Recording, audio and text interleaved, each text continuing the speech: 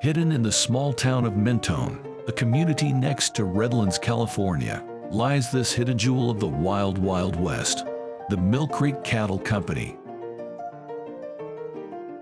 Owned and operated by Jim and Mary Beth Lotito, the Mill Creek has been in business for over 30 years. Well, we've been in business here in Redlands area since 1980. We wanted to get into the Western motif. And Western themed indeed it is. Everywhere you look seems to have historical curiosities that make you feel like you're in a Bonanza film. Yeah, that was the whole idea, at the turn of the century. A lot of the stuff here people have in their garage, like all the animal heads, they come from different people that when the husband dies, the wife doesn't want it.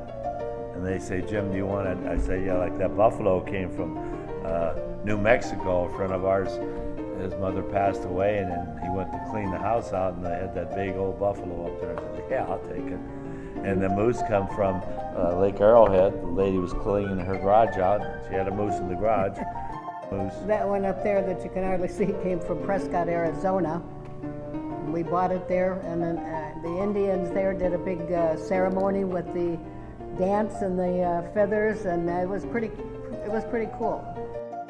Yeah, that dates back to 1800. Probably yeah, I mean, there's so many old things here, it's hard to say, you know, what actually. Well, this is a solid piece of mahogany. That went with the back bar, and as you can see, it's a stand-up bar. They didn't sit down in the 1800s. So you stood up like this, and because your feet hit this, so in those days they had no stools. They just stood up at the bar and had a drink. I'll have a whiskey. But besides the amazing museum-type antiques, the main attraction at the Mill Creek Cattle Company is, of course, the food. Well, there's a variety of dishes. Our barbecues are popular, but the biggest seller here is our ribeye steak. We have a 18-ounce ribeye steak that we cut ourselves, smothered in mushrooms, cooked to perfection. The Lotito's cooking must be scrumptious. They have loyal customers from all over the Inland Empire, even from as far away as LA. We're like a roadhouse, so Yeah. it's a destination point. You have to drive here.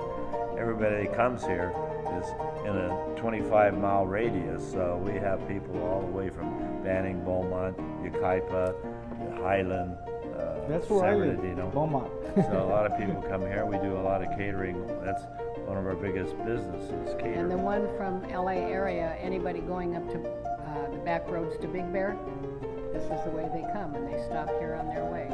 Many of the customers here are regulars, which must mean one thing: it's a great restaurant. We have the same customers, the same ones that have been coming for 20 years nonstop. And they're they become friends, and they're here every day, every other day, every third day, once a week, twice a week for 20 years. Everybody that comes here has a good time. But despite their success, Jim Lotito never forgets his humble beginnings. When you start washing dishes during high school, I just kept going. Kept washing dishes and became a cook, and then became an owner. Did you see the pictures out front? Okay, it was just a little tiny hole in the wall. This here was a vacant lot. This up here is an old airplane hangar in the 1930s from Norton Air Force Base. And all the tin up there, those are from chicken coops in Yucaipa. And the bar dates back to 1800. That came out of Colton. And these things on the end were bedposts upside down. My brother-in-law helped me do the construction here, so we built this whole thing out of scraps, you might as well say. When asked about what inspired the theme of their restaurant, this was Jim's reply. Everybody has a Western in their blood in California. We spent a lot of time in Parker, Arizona, Prescott, Arizona, all the little cowboy towns. And I always wanted to have a cowboy bar, but this is the closest thing we could come to. Having been married and business partners for 55 years, The Toledos give us some secret tips to their longevity. Don't try to change each other's personality. Let each other be whoever they are. And sometimes it's good, And- sometimes it's bad, but that's what you do. And eat, drink, and be merry. Yeah. Yeah. You gotta have faith in yourself. Yeah, and family is very important. I come from an enormous family, and so does he come from a very large family. And like we have 15 grandchildren, 6 great-grandchildren right now, and it's very, very important to stay tight and close with all members of your family. And that's really, what bonds you and keeps you all warm and cozy together. And keep your friends. Yeah.